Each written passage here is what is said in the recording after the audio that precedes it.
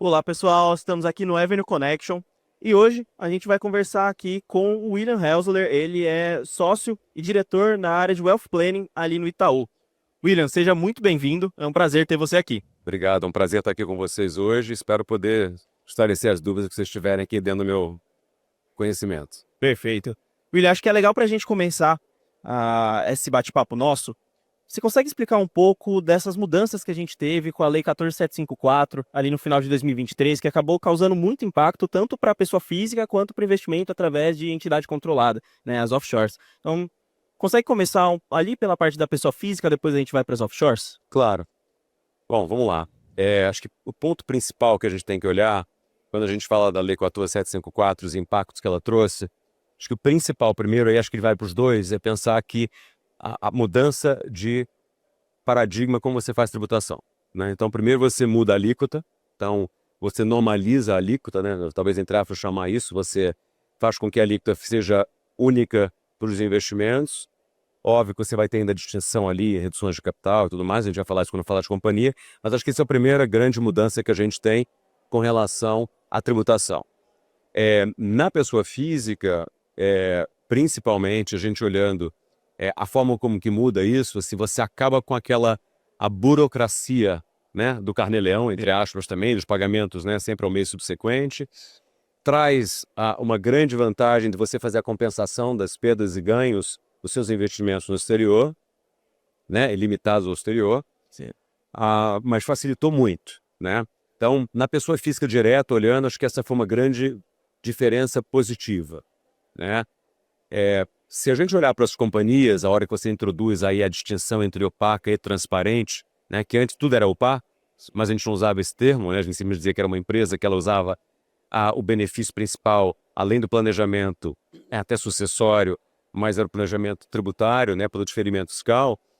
A lei introduz a tributação na base anual nas empresas opacas, que seria o antigo modelo que você tinha, mas introduz também o princípio da transparência, né, aonde se você quiser ter algo semelhante ao que você tem na companhia, desculpa, o tratamento da pessoa física, você pode ter uma companhia e a companhia pode servir para o próprio planejamento sucessório ou até algum planejamento tributário, dependendo do tipo de investimento que você vai fazer. Mas, no geral, foi uma mudança de paradigma, principalmente de introdução, né, do que a gente chama do CFC Rule no Brasil, né, do Control Foreign Corporation Rules no Brasil, mas uma alíquota única para os investimentos, que acho que facilitou muito, né, você ter uma única alíquota de 15%, e a facilidade também de você, na pessoa física, não ter mais que realizar todos os seus, ou melhor, pagar impostos sobre os ganhos realizados ao longo do ano e só levar isso para a declaração de ajuste anual no final do ano.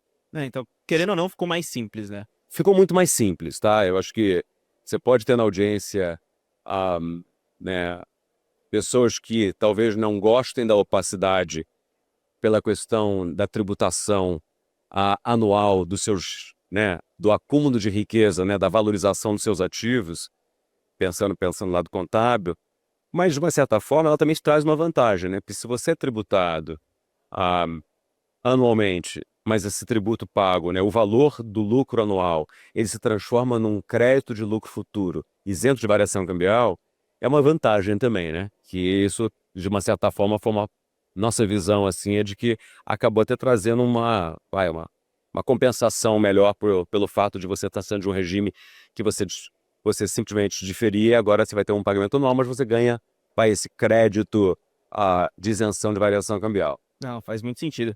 William, até aproveitando isso que você falou da diferença de opaca e transparente, queria te perguntar, antes da gente ir para a parte sucessória, quando que começa a fazer sentido uma offshore opaca? Quando uma offshore transparente faz sentido? Tem muita diferença, assim? Você tem visto muito mais comum uma ou outra?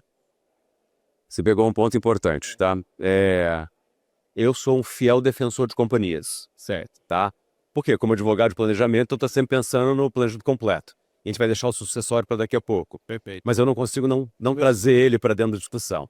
Mas vou tentar excluir o planejamento sucessório da discussão, e aí vai fazer diferença, até pensando não só na transparente e opaca, é a diferença talvez entre a pessoa física e a estrutura societária, né?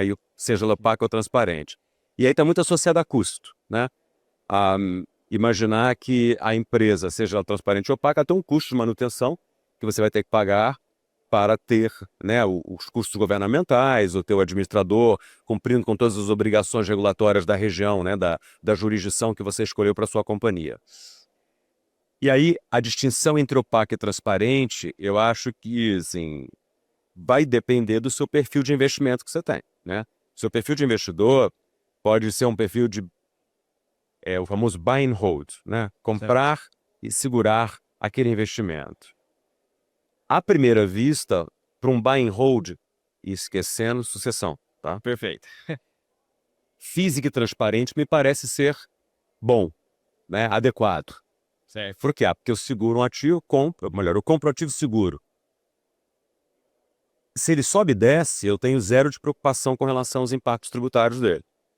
O quanto que se eu estou numa companhia opaca, toda vez que houver uma valorização do ativo, eu vou ter um potencial impacto tributário no meu resultado do PL da minha empresa. Sim. Então, aí voltando para o cerne da sua pergunta, quando faz sentido e qual fazer, eu acho que é uma combinação de fatores. Aí eu não vou ter como não falar do sucessório. Exato. Tá? O sucessório vai ser muito relevante, porque dependendo da carteira que eu tiver, a conta pessoa física pode não ser tão adequada. Quer dizer, adequada vai depender do imposto que eu vou ter. Então, a gente fala daqui a pouco sobre sucessão, mas acho que o principal ponto de equilíbrio, de chegada que as pessoas olham em geral, estão relacionados ao custo de manutenção de uma companhia Sim. versus o meu resultado de investimentos, né? Ou seja, os rendimentos que eu estou tendo dos meus investimentos. Mas, então, o número mágico, muita gente fala acima de $1 milhão. Eu não acho que é $1 milhão só, tá? Porque eu acho que tem outros aspectos que vão te levar a ter uma companhia por muito menos recursos.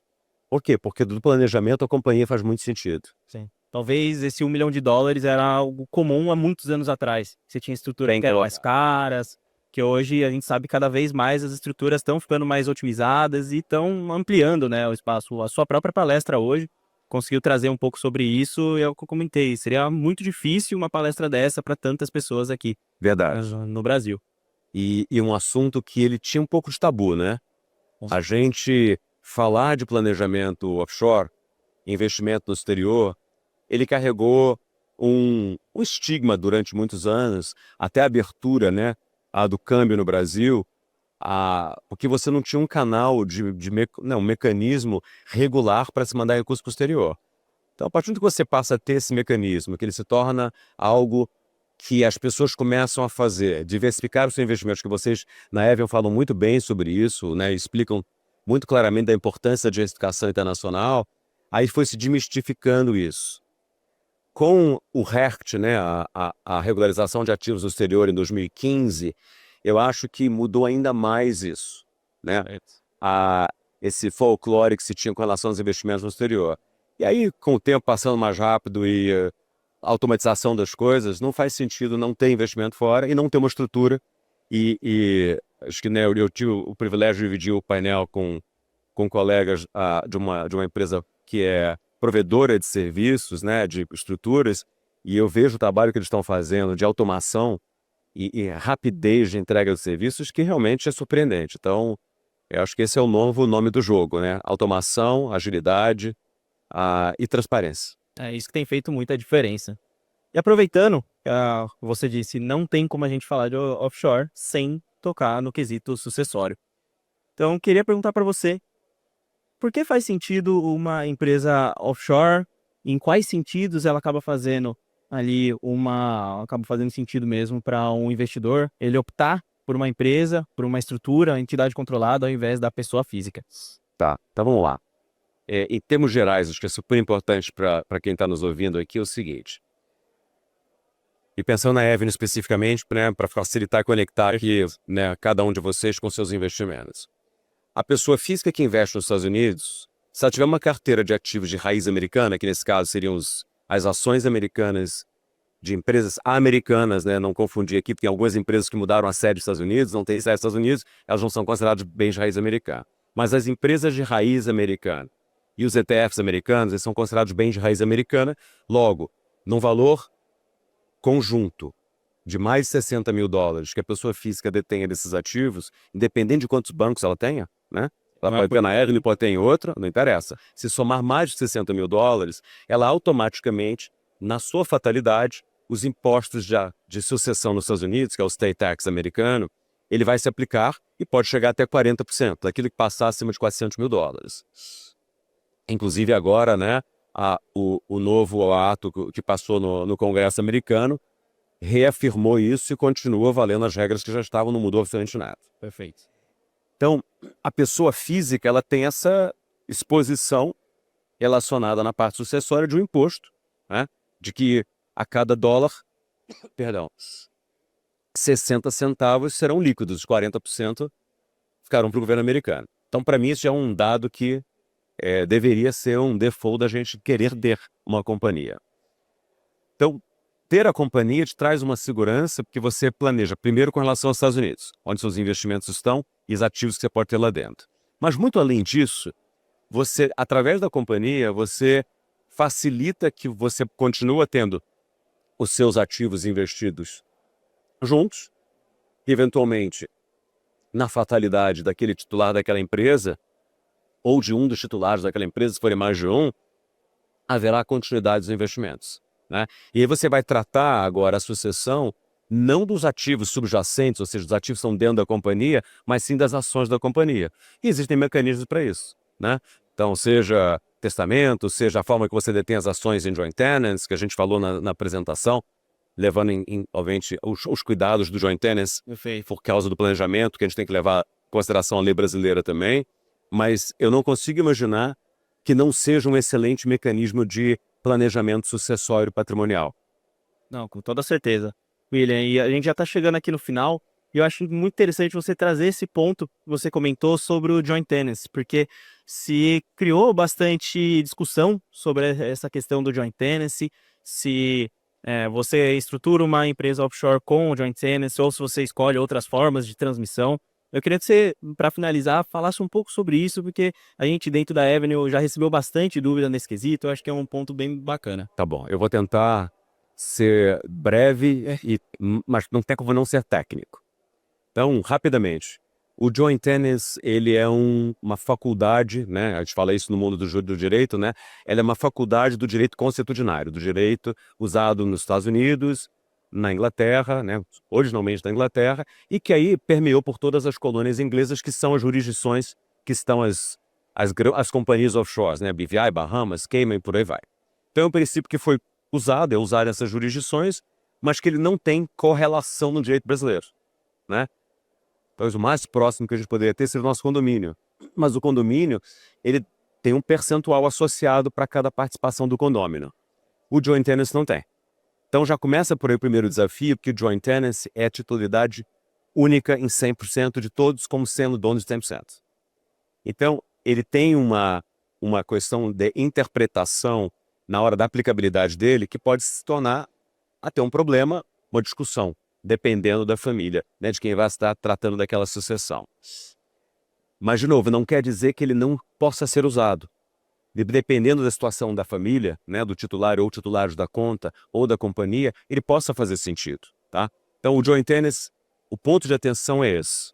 É lembrar que o direito brasileiro não tem uma semelhança em faculdade de instituto jurídico semelhante ao joint tenancy do Brasil. E como eu preciso aplicar a lei brasileira na sucessão, por mais que o juiz brasileiro não tenha jurisdição sobre a sucessão, mas eu preciso respeitar a lei sucessória brasileira, ou seja, respeitar a legítima, no mínimo eu tenho que respeitar os 50% da legítima, eu preciso ter esses cuidados.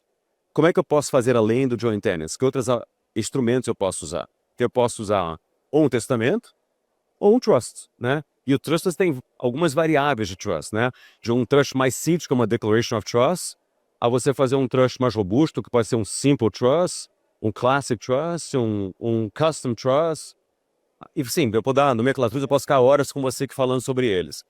Mas, e eu falei isso na palestra, que é super importante, com a introdução da lei, a lei trouxe, dentro da lei fiscal, ela não validou, né, de forma concreta ou 100%, mas ela introduz a tratativa que, na nossa opinião, poderia ser mais adequada para o contribuinte, de reconhecimento de trust na parte tributária. Então o trust se torna de novo um grande elemento, na nossa opinião, na minha opinião principalmente, aqui de ser um instrumento bom para a sucessão também. Então acho que uma combinação desses fatores, seja um testamento ou um trust, e o joint tenants com todas as ressalvas, com cuidados, eu acho que dá para fazer muito bem o planejamento da família. Toda certeza, e é aquela questão, cada família tem uma estrutura, né? Você precisa entender cada família, não tem uma fórmula perfeita, longe disso, né? Cada família, uma história. Eu digo isso para qualquer família, gente. O mais importante que a gente tem que lembrar, né? E aí eu vou fazer entre aspas, talvez uma piada do psicólogo, né? Do William psicólogo, menos advogado agora. Todos nós temos problemas. A gente diz que os problemas são diferentes, mas eles são todos iguais. Mas a família, cada um tem a sua particularidade. Então, o meu patrimônio, no meu momento, vai ser diferente do seu patrimônio no seu momento. Mesmo que a gente tenha as mesmas quantidades de moedas, que a gente tenha casado com pessoas que têm as mesmas características, o mesmo regime de casamento. Mas as suas necessidades vão ser talvez diferentes das minhas. Então não tem como eu passar para você a minha experiência dizendo que ela vale para você. E vice-versa. Faz todo sentido, acho que é um pouco até próximo que a gente fala, sempre pensando numa montagem de carteira, né? Não existe uma fórmula perfeita, cada história, cada família tem sua história. É isso aí. Muito bom. William, queria agradecer sua presença aqui no Avenue Connection. Com certeza a gente vai se ver aí nos próximos dias também. Queria agradecer muito você por acompanhar aqui a nossa entrevista. Se inscreve no canal para acompanhar os nossos conteúdos aqui dentro do Avenue Connection. Muito obrigado. Queria agradecer você, Thomas. Muito obrigado. Obrigado a vocês que estão nos assistindo. Até a próxima.